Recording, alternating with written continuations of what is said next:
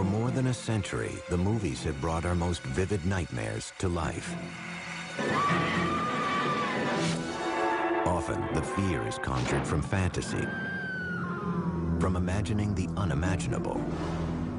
But it's even more frightening when the demons are real. Based on a true story. Just that small phrase that these events actually happened sort of makes the film much more both relevant and much more terrifying. Norman Bates in Psycho, Leatherface in the Texas Chainsaw Massacre, Buffalo Bill in The Silence of the Lambs. Each of these characters had its origins in the same true story, the unspeakable crimes of a single man.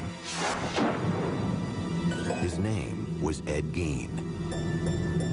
The writers of fiction, who are really good at it, could take Ed Gein and you could make him almost anything you wanted to make him in the world of horror, because he had so much to work with.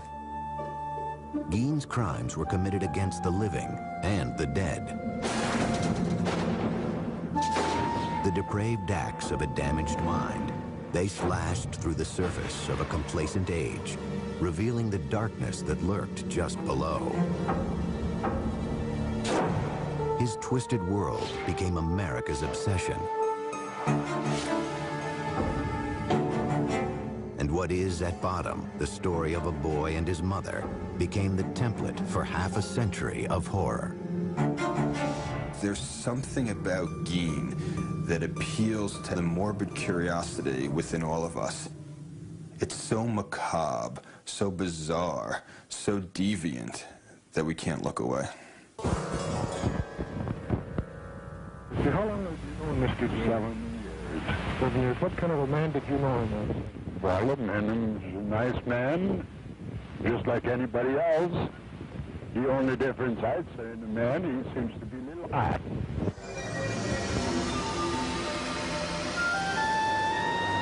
No one ever claimed that Plainfield, Wisconsin was a small-town paradise. In the fall of 1957, it was home to about 700 people, a quiet, hard-working place on the windswept flatlands of central Wisconsin. They had the main hardware store for that area, a food market. They had a restaurant or two, a saloon. There was nothing that would distinguish it from, probably 100 other communities in Wisconsin. That all changed over the course of one cold weekend, with a mysterious disappearance and a shocking discovery.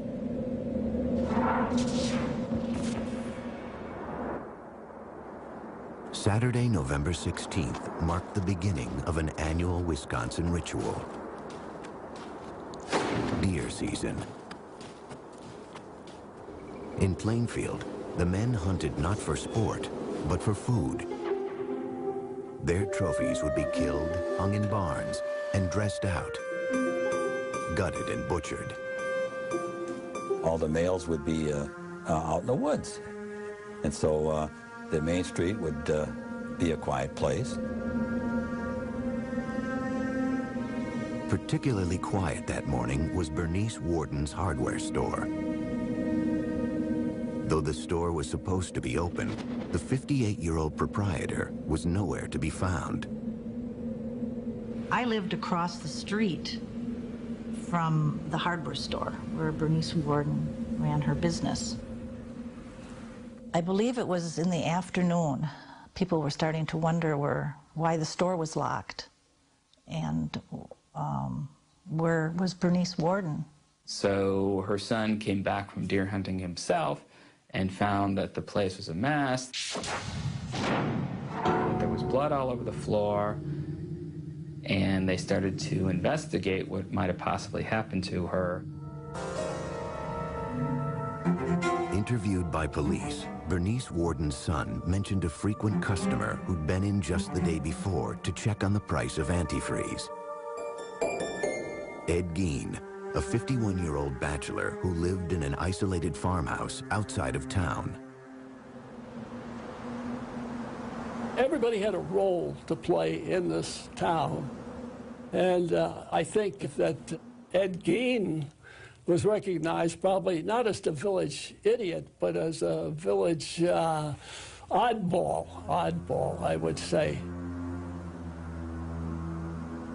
That evening, about 2 hours after Bernice Warden was reported missing, Sheriff Art Schley headed out with another deputy to Ed Gein's farm. If you ever wanted to have a Halloween party, that would be a great place for it. It was a spooky house out in the edge of town, and it was dark, and there wasn't a sign of life there. The doors of the house were locked, so the officers decided to take a look inside the woodshed. They went in investigating with flashlights. It was pitch black because there was no electricity and no lights. And one of the lawmen felt something bump against his shoulder. He turned, shined his flashlight on it, and indeed, there was Bernice Warden hanging from the rafters, upside down with her head off and gutted like a deer.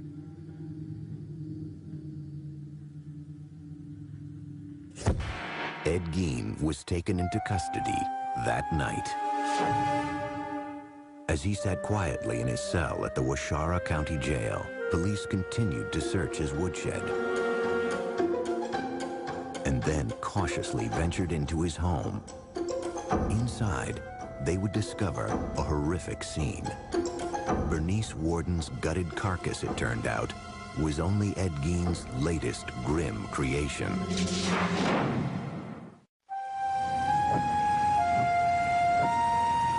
On November 16, 1957, the quiet farming town of Plainfield, Wisconsin was abuzz with rumors about the murder of one of its residents. Bernice Warden's mutilated and decapitated corpse had been found that night in the woodshed of 51-year-old Ed Gein. With Gein now in custody, police prepared to enter his house for the first time.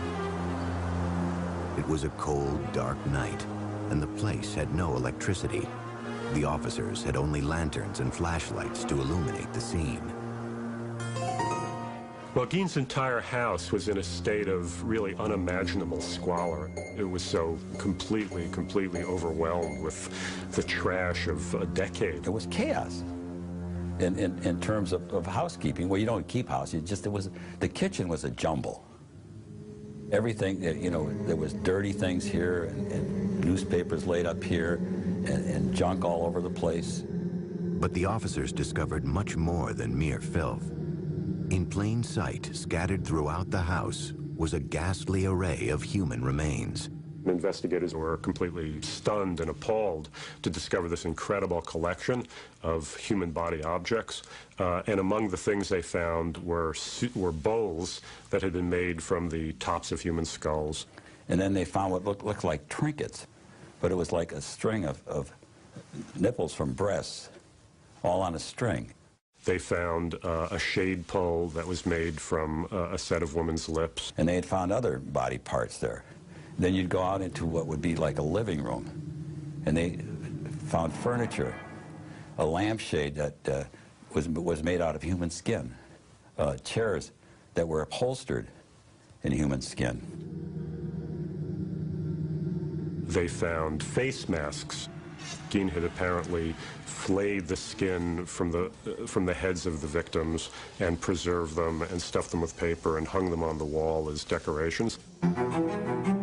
Each disturbing discovery seemed to top the previous one, until finally, one officer came upon a brown paper bag. He opened the paper bag and saw a hank of human hair, and as he himself later described it, he said he had no idea what possessed him to do it, but just sort of reflexively, he reached in and pulled this thing out. To his horror, he discovered it was a woman's face. Worse yet, it was someone the cops recognized, a local bar owner named Mary Hogan, who had gone missing 3 years before. For 30 hours, the man apparently responsible for this gruesome spectacle sat in his jail cell, refusing to speak to investigators. Finally, they confronted him with Bernice Worden's corpse. And with that, Ed Gein began to come clean. He was perfectly happy to cooperate with the police. You know, all he asked for was a slice of apple pie with some cheddar cheese on top of it. And according to the investigator, Ed ate the thing, and after that he told them anything they wanted to know. They said, well, what's all these body parts in here, Ed? You know, how many people did you kill? All the dead stuff in his house, they just assumed that it was like murder victims. All told, Gein would confess to only 2 killings: Bernice Worden and Mary Hogan. The rest of his grisly artifacts, he said, were crafted from corpses he had stolen from local cemeteries.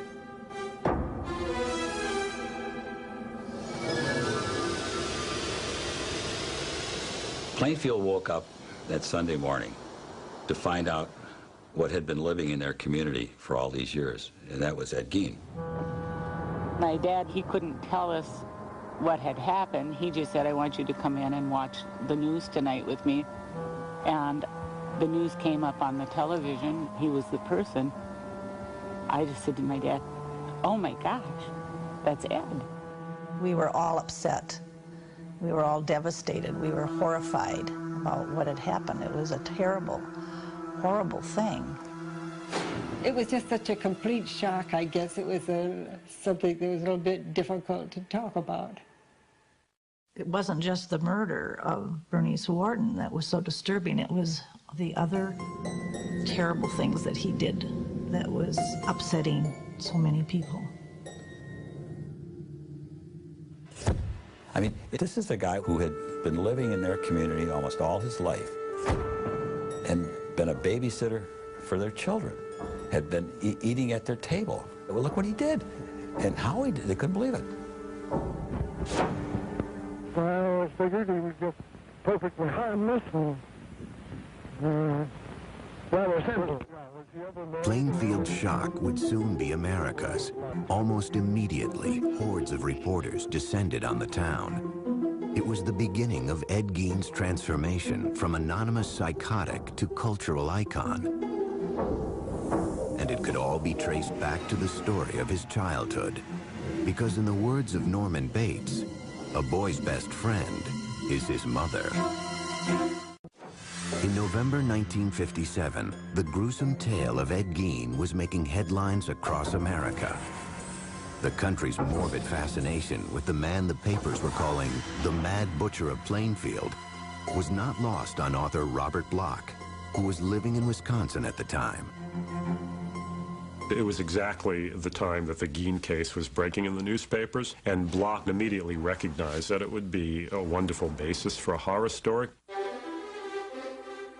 The result was Bloch's 1959 novel, Psycho, which Alfred Hitchcock would bring to the big screen the following year. The story of Psycho is the story of Norman Bates, a single, deeply disturbed mama's boy, for lack of a better word, who runs a hotel and murders unsuspecting young women who cause him to have any sexual urges or impulses. One of the main things that Bloch took from the Gein case was the psychological relationship between Norman and his mother, which very much parallels that between Annie and his mother. Augusta Gein had been dead 12 years when police entered the house she had once shared with her son. As they worked their way from room to room, searching for clues that might explain what would drive someone to commit such crimes, they came upon a doorway that had been boarded up. And by that time, of course, they had seen so many horrific things, they had no idea what they were going to discover behind the doors of this room. And when they broke it down, what they discovered was that it was a room that was kept in a state of perfect, pristine preservation. And that turned out to be the room of Ed's mother. The bed was made. There was a table, night table, had a Bible on it. The room was very dusty, musty. The wallpaper was sort of a rose-tinted thing, but it was all kind of discolored. And that was his shrine to his mother. After his arrest, Ed Gein underwent a month-long court-ordered psychological evaluation. It was here that a picture began to emerge of life behind closed doors on the Plainfield farm, and Ed Gein's descent into madness.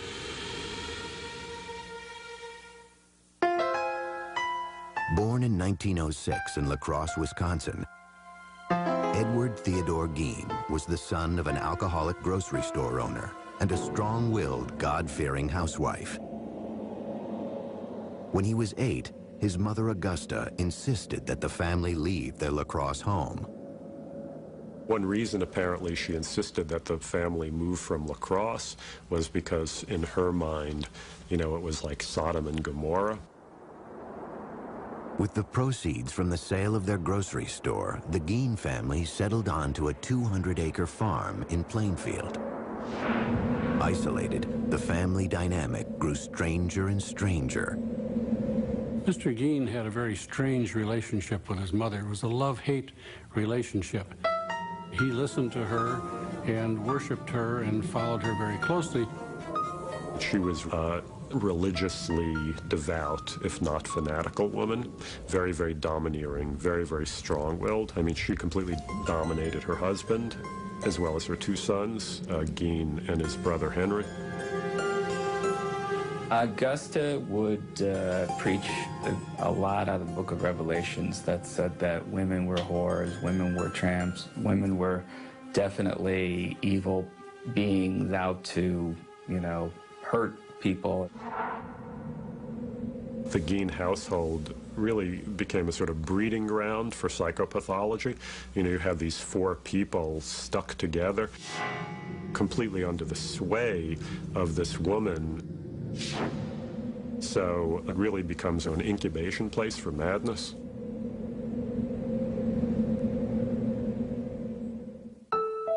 Gein attended school until the age of 14.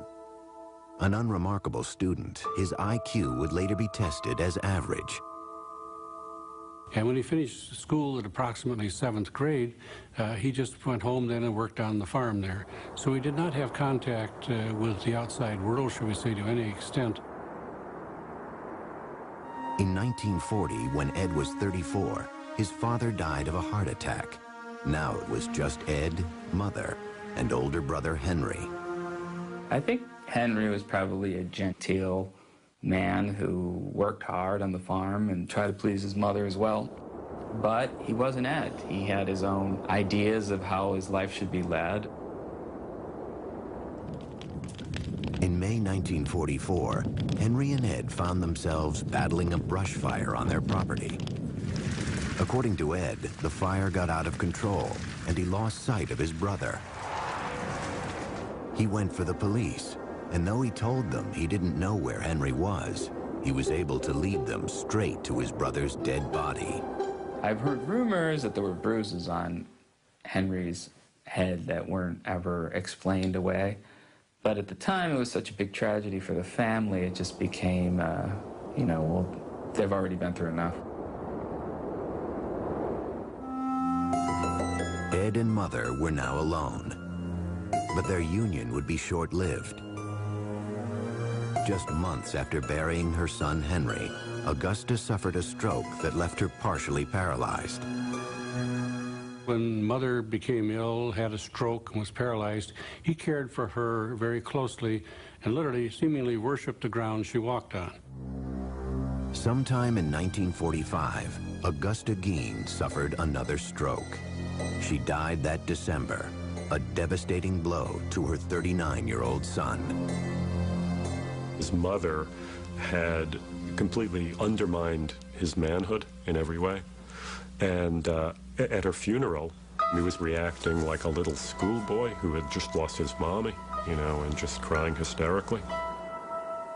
Everything that he knew in the world seemingly was gone. That was his one link with sanity that was remaining at that point. Until 1945, Ed Gein's world had been entirely defined by his deeply religious and domineering mother. Her death that December left him for the first time on his own.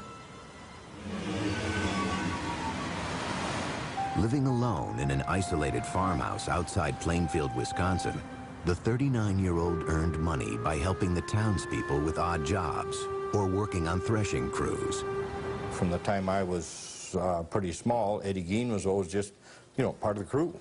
From where our farm was, he was about 2.5 miles away is all. And we'd get in the car and go over and see Eddie. We'd pull into his yard, and I can still remember doing that. And Eddie would always come out and talk to us in the yard. So we never was in his house or anything like that. He was not the, you know, the village idiot. That's for sure. The housewives in town, they would trust him. You know, can you fix this? I got a door that squeaks at, or, you know, can you fix the hinge on my door? Sure, I come over. He was a hard worker. When you paid him $1, you had $1.50 worth of work out of him. I mean, he didn't slack off. He wouldn't screw anything up.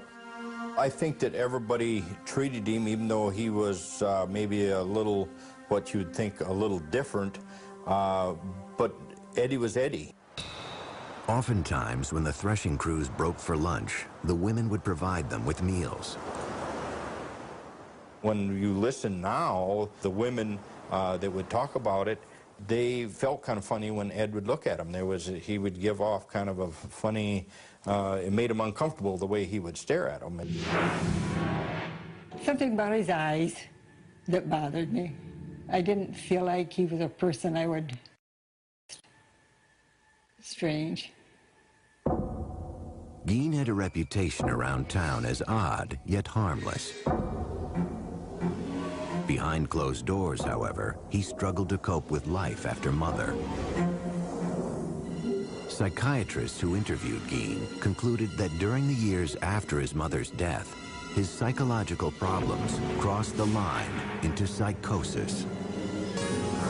Mr. Gein's mother's death affected him tremendously. He had no other person to communicate with or talk with.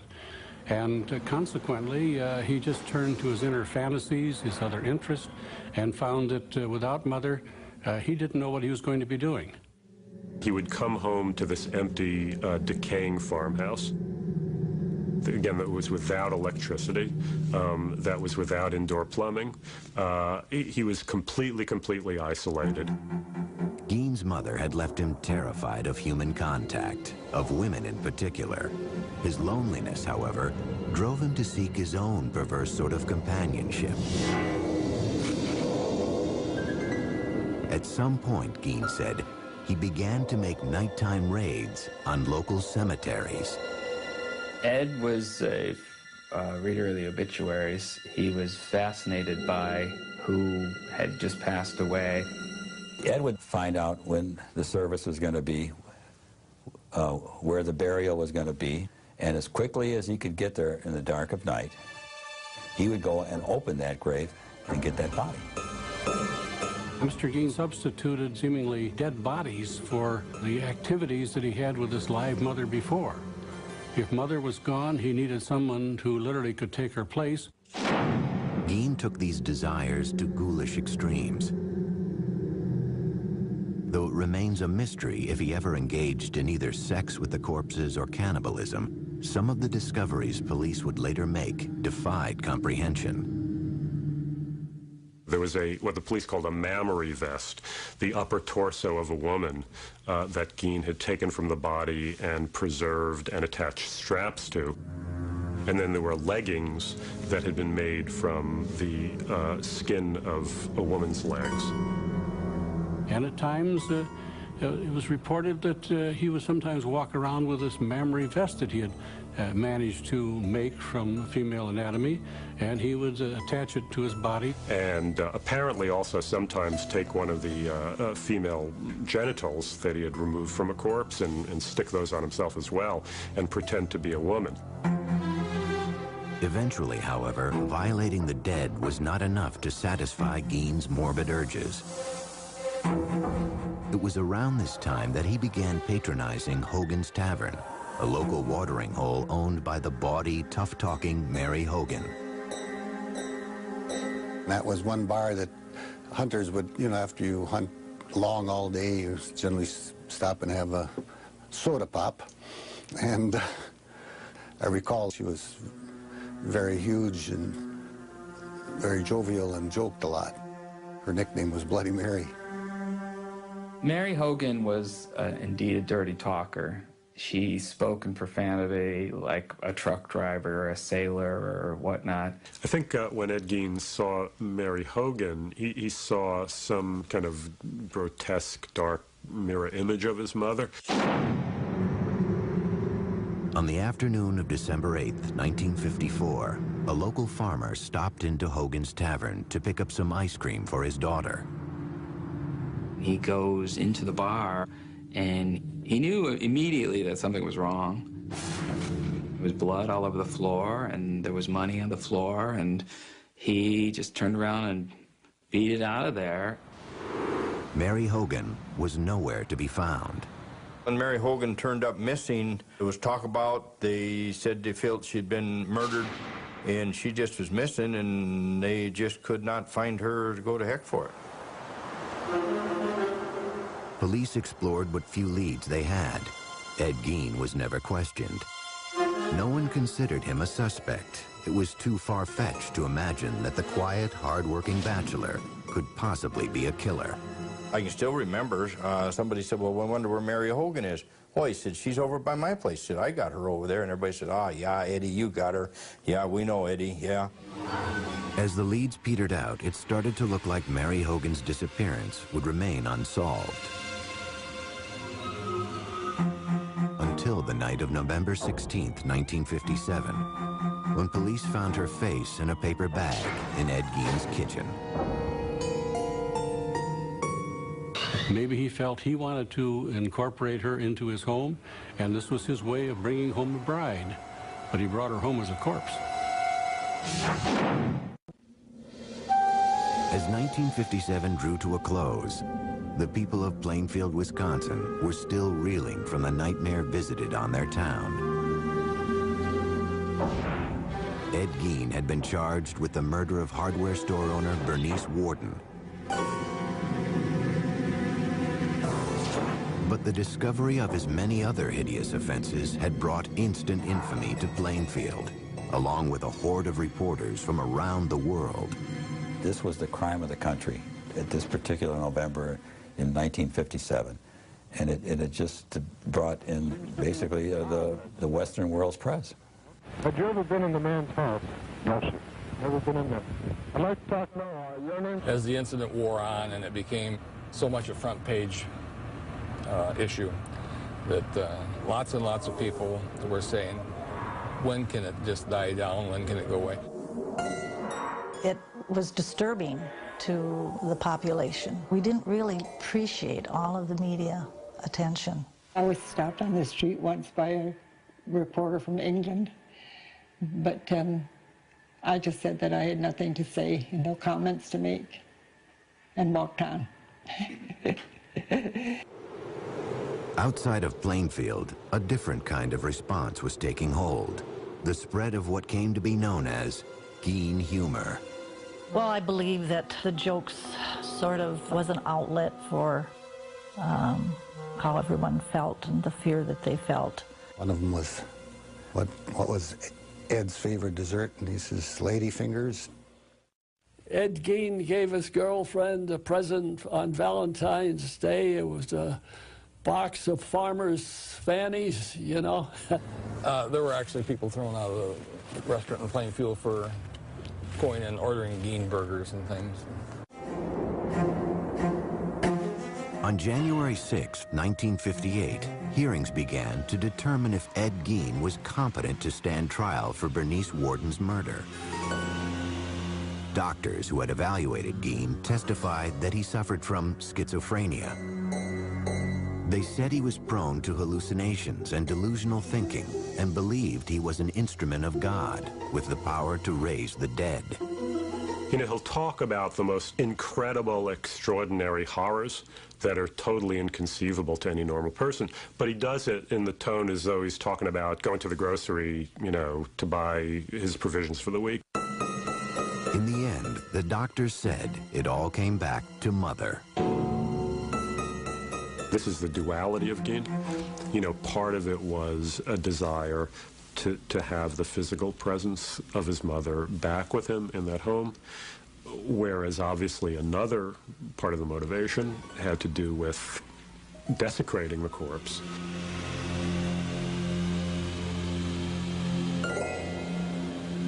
Reporter Dick Leonard remembers sitting next to Gein as the sanity hearing drew to a close. At that moment, he says, he caught a glimpse of the scared, sick man behind the monster. I looked at Ed, and he looked at me, and I could see he was nervous. He was fearful. And he says to me, "What are they going to do to me? What are they going to do to me?" So the judge raps and everybody to be quiet. And I had my hand down on the bench here, and he's next to me.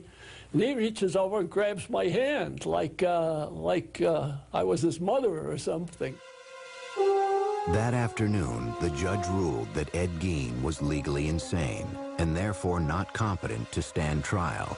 He was sent off to live at Central State Hospital for the Criminally Insane, a psychiatric hospital in central Wisconsin. For the people of Plainfield, life after Ed Gein would never be the same. We never locked our doors before this happened. But we began to lock our doors. The 50s was an era of innocence, I believe, and it's pretty much ended that. Still, there was one last piece of business for the town to attend to. On March 30th, 1958, Palm Sunday, Gein's farm and personal effects were scheduled to be auctioned off. But in the early morning hours of March 20th, residents awoke to a strange orange haze glowing a few miles out of town. There will be an auction here Palm Sunday, but this house and the personal belongings of Ed Gein will be conspicuously absent. Call it an act of God or whatever you will. The main attraction will be missing, reduced to a mass of rubble by a mysterious fire. News of the fire reached Gein himself later that morning. I went to Ed's room and I told him that his house had burned down. And he made a gesture just as well, the exact words that he said. In the end, after a brief investigation, the cause of the blaze remained a mystery. Residents of Plainfield were just happy the place was gone. The people in Plainfield were so happy that this house burned down and this was going to go away. We weren't going to be bombarded by the media. We were not going to be having tourists come to Plainfield to see Ed Gein's horror house.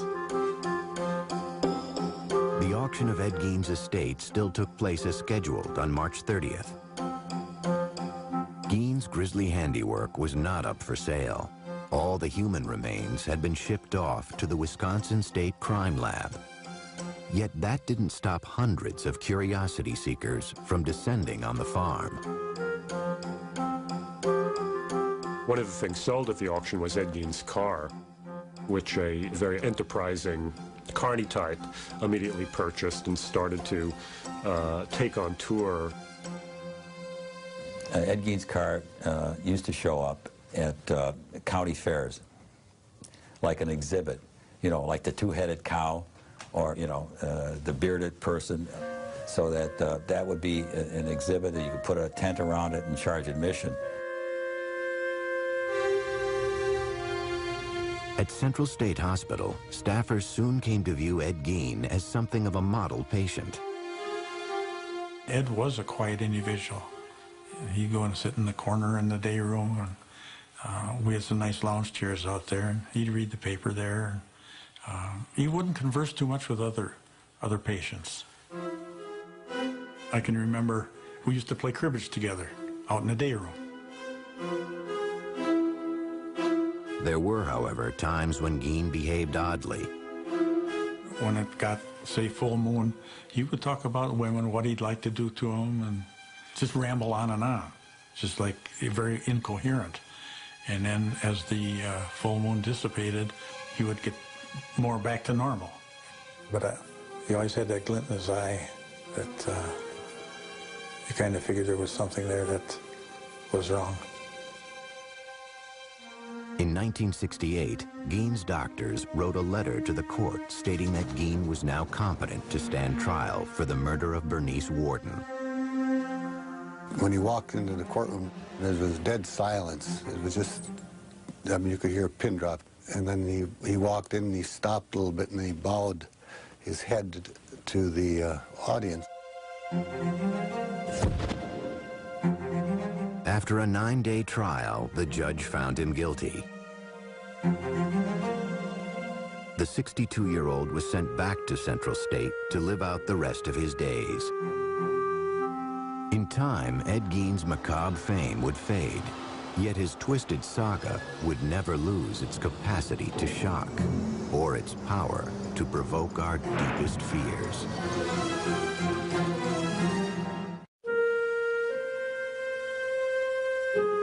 By the early 1970s, an aging Ed Gein was quietly passing his days in a Wisconsin mental institution. He'd go to his room a lot and lay on the bed and kind of daydream.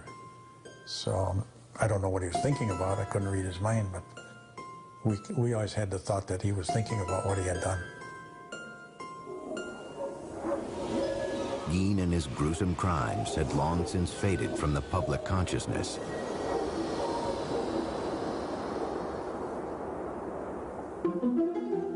Yet the story of the so-called Mad Butcher of Plainfield had firmly taken root in the darkest reaches of the American psyche. It was a time where he became almost unlifelike, almost like he was a creature of fiction, I think.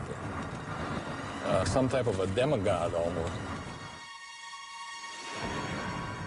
My name is Gunnar Hansen. In 1973, I killed 4 people. I was Leatherface in the Texas Chainsaw Massacre. When Texas Chainsaw Massacre was released, it played predominantly in drive-ins. And to say there was an uproar over it would be an understatement. You know, teenagers went in their cars looking for a good time. And what they were exposed to was literally 90 minutes of pure hell. Directed by Tobe Hooper, the film featured a character named Leatherface, who wore a mask made of human skin.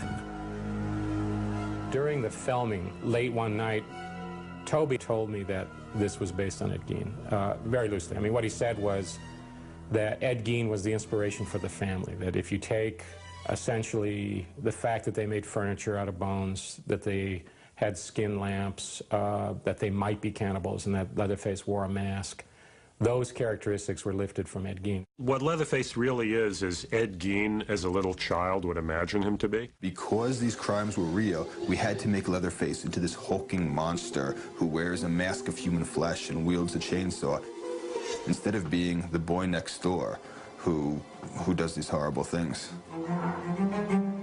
17 years later, a different take on the legend of Ed Gein would help make the film The Silence of the Lambs a critical and commercial hit. If you look at The Silence of the Lambs, where the Buffalo Bill character is trying to make a skin suit out of women's body parts, which is something that's based directly on Gein. The killer, the grave robber, all of the things that, you know, you want to get into a good horror story, he was there. He was their source. Because the imagination could take Ed Gein anywhere, and it has.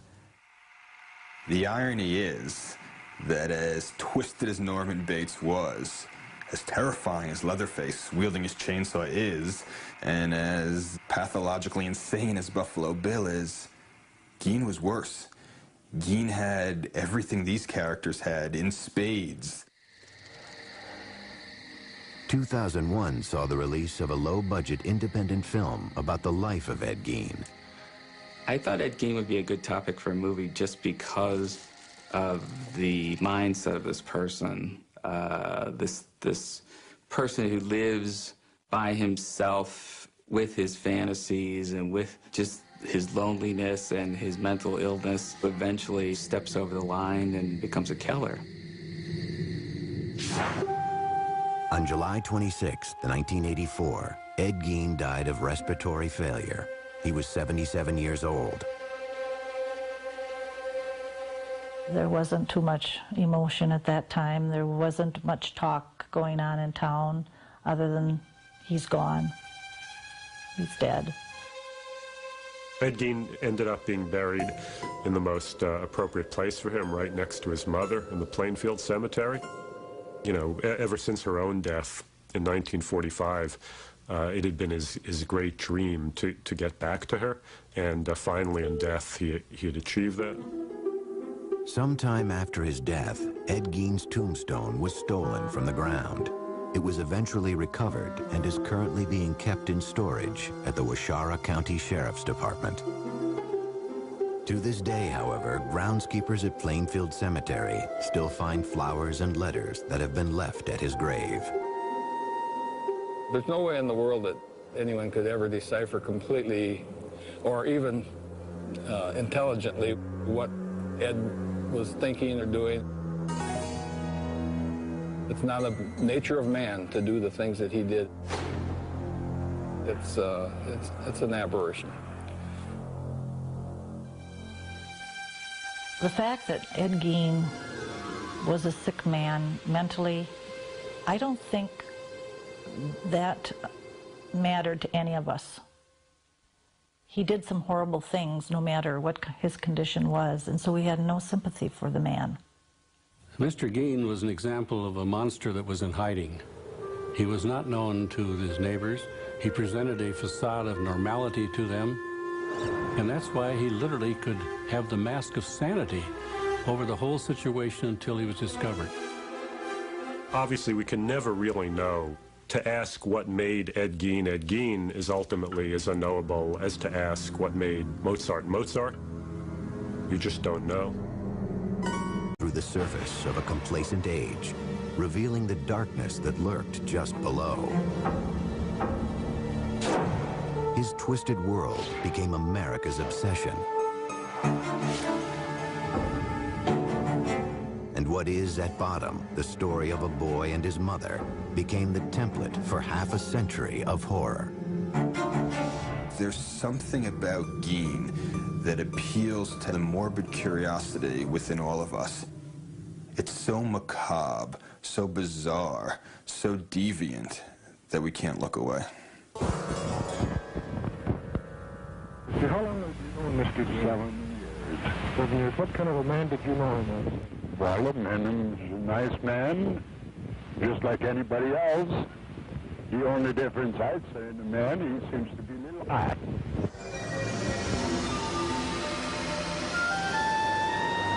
No one ever claimed that Plainfield, Wisconsin was a small-town paradise. In the fall of 1957, it was home to about 700 people, a quiet, hard-working place on the windswept flatlands of central Wisconsin. They had the main hardware store for that area, a food market. I believe it was in the afternoon. People were starting to wonder why the store was locked. And where was Bernice Warden? So her son came back from deer hunting himself and found that the place was a mess. There was blood all over the floor, and they started to investigate what might have possibly happened to her. Interviewed by police, Bernice Warden's son mentioned a frequent customer who'd been in just the day before to check on the price of antifreeze. Ed Gein, a 51-year-old bachelor who lived in an isolated farmhouse outside of town. Everybody had a role to play in this town. And I think that Ed Gein was recognized probably not as the village idiot, but as a village oddball, I would say. That evening, about 2 hours after Bernice Warden was reported missing, Sheriff Art Schley headed out with another deputy to Ed Gein's farm. They had a restaurant or two, a saloon. There was nothing that would distinguish it from, probably 100 other communities in Wisconsin. That all changed over the course of one cold weekend, with a mysterious disappearance and a shocking discovery.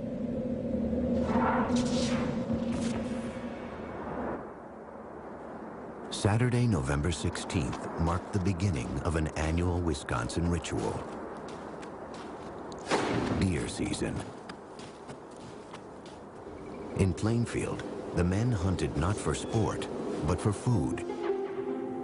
Their trophies would be killed, hung in barns, and dressed out, gutted and butchered.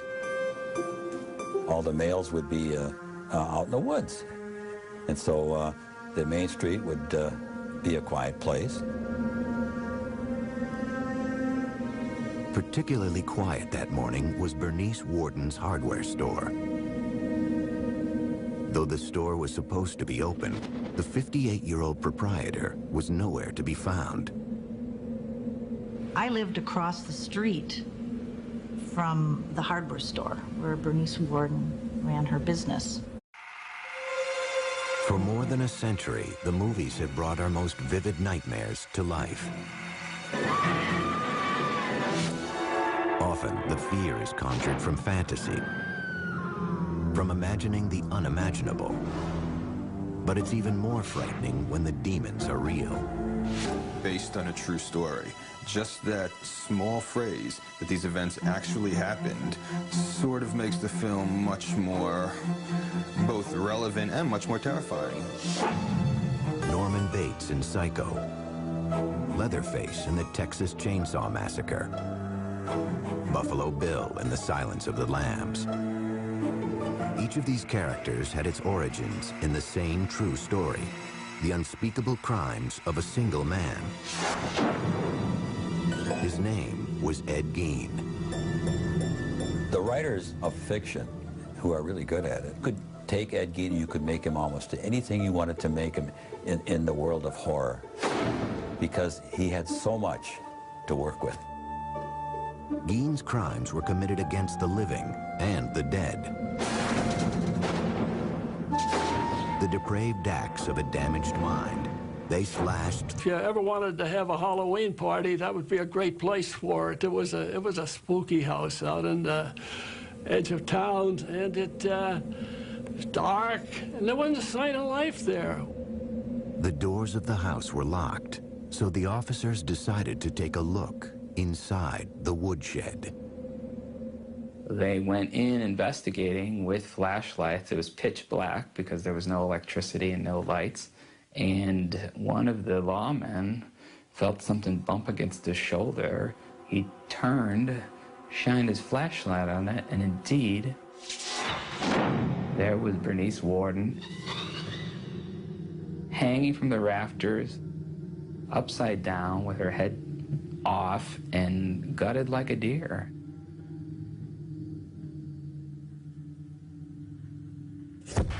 Ed Gein was taken into custody that night.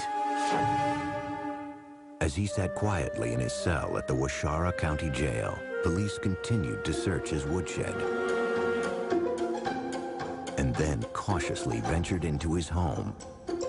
Inside, they would discover a horrific scene. Bernice Warden's gutted carcass, it turned out.